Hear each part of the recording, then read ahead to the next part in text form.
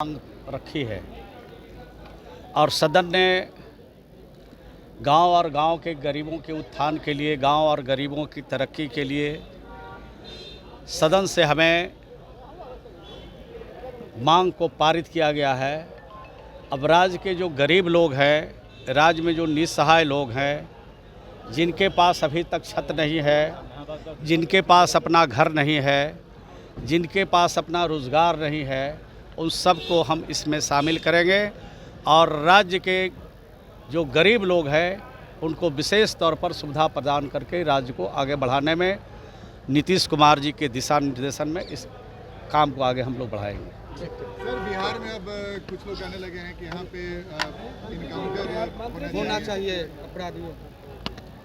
बिहार में कानून का राज स्थापित है और कानून जो कहता है, संविधान जो कहता है, उससे डिविएट हमारी सरकार, हमारे मुख्यमंत्री जी नहीं करते हैं। जो कानून में प्रोविज़न है उसके हिसाब से काम करते हैं, न्याय के साथ विकास का काम करते हैं, कानून का राज स्थापित। मंत्री जी, आवास योजना में बहुत गड़बड़ी की बात हो रही थी। आवास योजना में गड़बड़ी की बात आपने सही सवाल उठाया।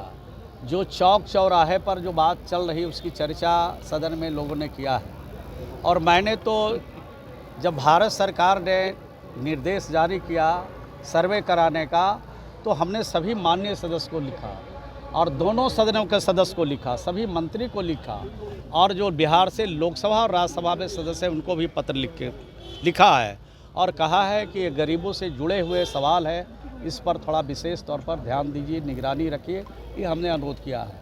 और जहाँ तक जो अभी आवास जिनके निर्माण हो रहे हैं उनके बारे में भी लोगों ने चर्चा की है, तो मैं तो हर लाभुक के खाते में पैसा देता हूँ और हर खाते में पैसा 3 फेज में मैं देता हूँ। जब एक फेज का काम कर लेते हैं तब दूसरे फेज का देते हैं, दूसरा फेज का कर लेते हैं तो तीसरे फेज का देते हैं। तो हम आपके जेब में पैसा डाल रहे हैं और पैसा निकाल के अगर आप कहीं दे रहे हैं तो मेरी जवाबदेही नहीं है, लेकिन फिर भी अगर इस तरह की शिकायत प्राप्त होगी, इस तरह की जानकारी प्राप्त होगी तो उसके खिलाफ सख्त कार्रवाई करेंगे।